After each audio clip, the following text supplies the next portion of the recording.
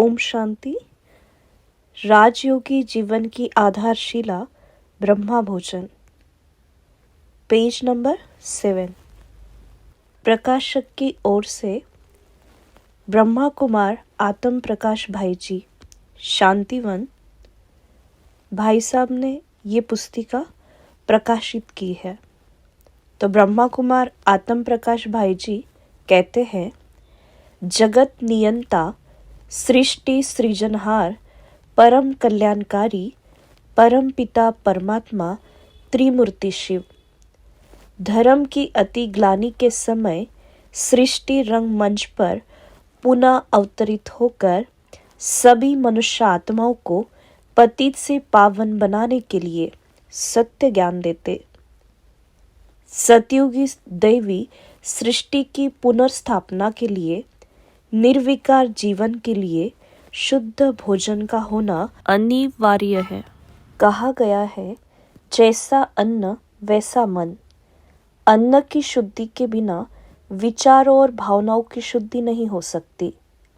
किसी के उदर में छिपी हुई बात को बाहर निकालने का माध्यम है भोजन। अच्छे भोजन और अच्छी खातिरी के द्वारा व्यक्ति की मानसिकता को परिवर्तन कर सहज भाव से जो बुलवाना चाहे बुलवा सकते हैं। कच्चे खाद से भोजन बनने की प्रक्रिया तक के अंतर काल में आत्माओं की मानसिकता जिस प्रकार की रहती है, वह भोजन को प्रभावित करती।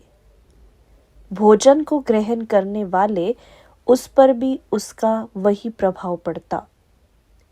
इसलिए भोजन बनाने वाले की स्थिति प्रभु की याद वाली होनी जरूरी है। ईश्वरीय ज्ञान को आत्मसात करने के लिए सबसे मुख्य धारणा है पवित्रता की। पवित्रता को कायम रखने के लिए मुख्य धारणा है अन्न की शुद्धि। पवित्र अन्न से ही पवित्र विचार पनपते हैं। विचारों में सात्विकता जितनी आएगी, उतनी ही कर्मों में कुशलता आती जाएगी और संस्कार भी अच्छे बनेंगे। यह जीवन प्रभु का दिया हुआ उपहार है। इसे चलाने के लिए अधिक आहार की आवश्यकता नहीं है। जीवन जीने के लिए आहार लेना आवश्यक है, परंतु आहार ग्रहण करने के लिए जीना आहार का अपमान है। जीवन में जो कुछ भी उपलब्धियां प्राप्त है, सबको उस प्रभु के अर्पण करना ही प्रभु का सम्मान है।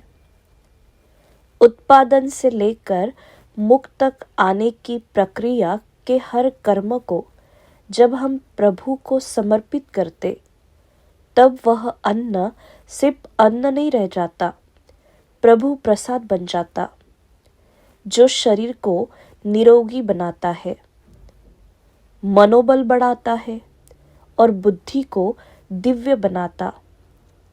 ऐसा भोजन वरदान बन जाता है।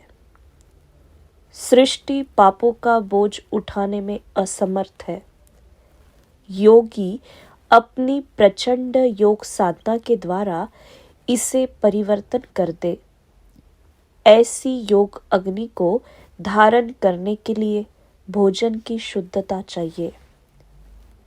शिव बाबा ब्रह्मा बाबा के माध्यम से साकार और अव्यक्त महावाक्यों द्वारा हम ब्रह्मा वत्सों को समय प्रति समय भोजन के संबंध में अनेक प्रकार के नियम, संयम, विधान और मर्यादाएं बताते आ रहे हैं। ब्रह्मा बाबा ने भी शुरू से ही इस संबंध में भी सभी बच्चों का अटेंशन खिंचवाया। स्वयं भी इतना ही अटेंशन दिया। एक एक गिट्टी खाते समय बाबा स्वयं को चेक करते थे कि शिव बाबा की याद साथ साथ है।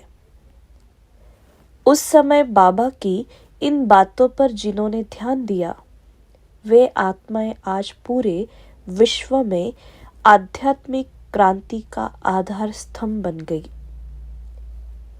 राजयोगिनी दादियों, दीदियों और राजयोगी भ्रातागण की महानता का आधार ज्ञान योग में महाभारत के साथ साथ ब्रह्मा भोजन के प्रति इनका सम्मान भी रहा।